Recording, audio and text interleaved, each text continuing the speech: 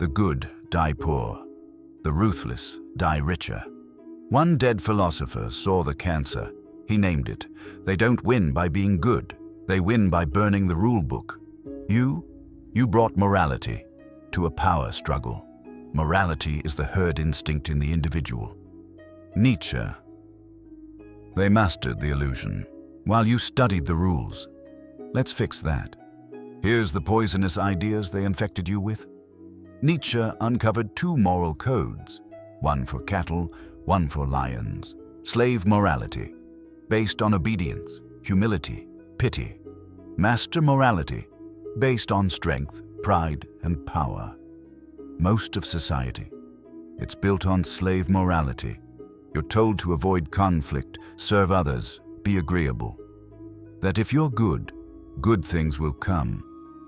But that's not how the real world works. The world rewards those who set their own values, not those who wait for permission to be powerful. Nietzsche saw this moral code as a survival strategy for the weak. It kept them tame, compliant, easy to manage, and in the process, it killed greatness.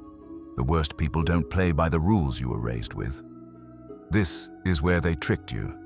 They don't hesitate. They don't apologize for their ambition. They smile while lying. They charm while taking.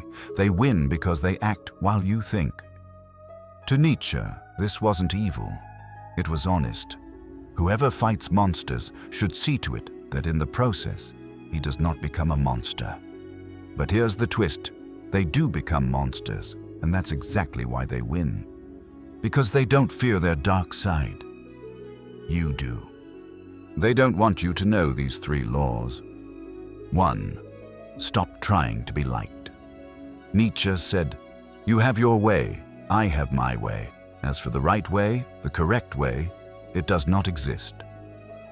Wanting to be liked makes you a puppet. Your strings are called validation.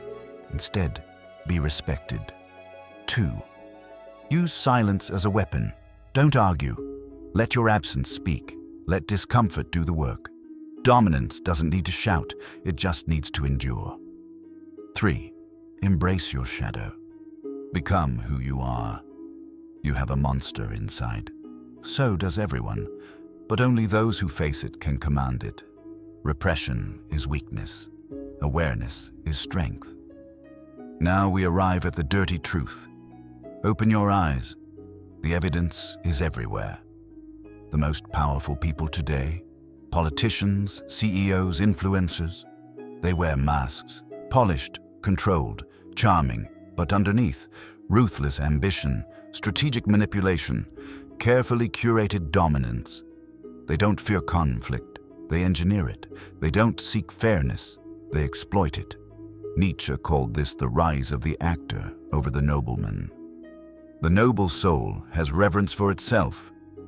But today, the noble soul is replaced by the cunning soul, the one who knows what to appear to be. And if you still play by the old rules, you're not in the game.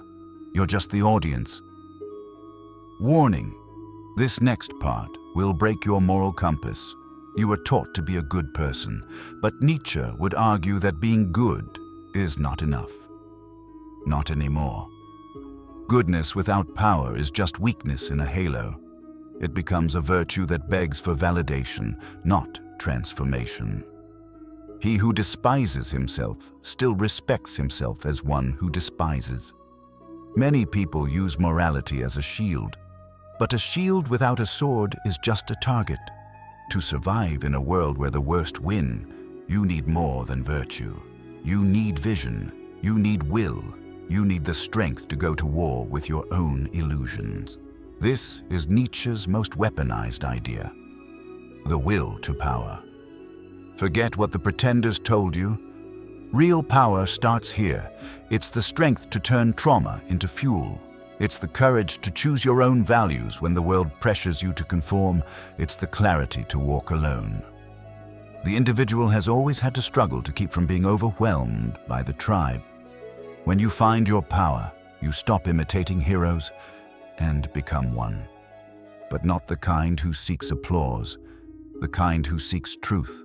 Now we descend into the underground. Carl Jung extended Nietzsche's ideas. He called it the shadow. The fragments of your soul they taught you to bury. They don't disappear. They fester. They control you from the dark. But if you face them, if you integrate them, that's where the real power is. One does not become enlightened by imagining figures of light, but by making the darkness conscious. Carl Jung. Nietzsche hinted at this long before. You must have chaos within you to give birth to a dancing star. The monster you fear might be the strongest part of you, if you stop fearing it. Here's the system's fatal flaw. Modern systems reward narcissism, manipulation, and emotional detachment. Studies show CEOs score higher in psychopathy than the general population. Why? Because charm, decisiveness, and cold risk-taking look like leadership. The game was rigged from the start. It was about playing the part and knowing when to take the mask off. Nietzsche warned that institutions would bend morality to suit their own survival. In individuals, insanity is rare, but in groups, parties, nations, it is the rule. You either wake up to the game or get played by it. The escape plan begins now. Nietzsche's real mission, to make you dangerous in the best way. His ultimate ideal was the Übermensch, the one who creates their own values. Not a tyrant, a creator, a builder, someone who refuses both victimhood and blind conformity. This new kind of human would face discomfort instead of avoiding it. Question inherited beliefs. Act with clarity, not impulse. He wanted you to become an artist of your own life, not a copy of someone else's, and that starts by rejecting the rules that were made to keep you small. Let's autopsy the evidence. Look at figures like Napoleon, Frederick the Great, or even Steve Jobs. Each carried enormous shadows, but used them. Napoleon channeled his outsider rage into strategic mastery. Frederick the Great faced a tyrannical father, then ruled with iron clarity. Jobs, brutal in private, visionary in public. Their flaws weren't flaws, they were fuel, and they knew it. Nietzsche saw these figures not as role models, but as warnings. Every profound spirit needs a mask. Ask yourself, are you wearing a mask to hide or to lead? Your training manual starts here. You don't need to conquer nations, but you do need to conquer your own habits, fears, and lies. 1. Ritualize discomfort. Do hard things daily. It builds your frame. 2. Master restraint. Power isn't expression, it's control. 3. Cut weakness ruthlessly, from your thoughts, habits, and circle. 4. Embrace solitude, because that's where the real transformation begins. Real power moves in silence. It's quiet, focused, intentional. It begins within. The worst people win because they understand the rules. Nietzsche gave us more than words. He gave us a mirror. You were told to fear power, to fear your own fire. But what if that fire is what you needed all along? What if your fear of becoming a monster is exactly what keeps you weak? And if you gaze long into an abyss, the abyss also gazes into you. Let it. Learn from it. And then climb out with teeth and purpose.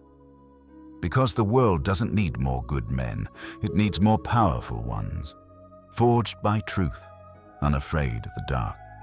The question isn't whether you'll be remembered, it's whether you'll live as someone worth becoming.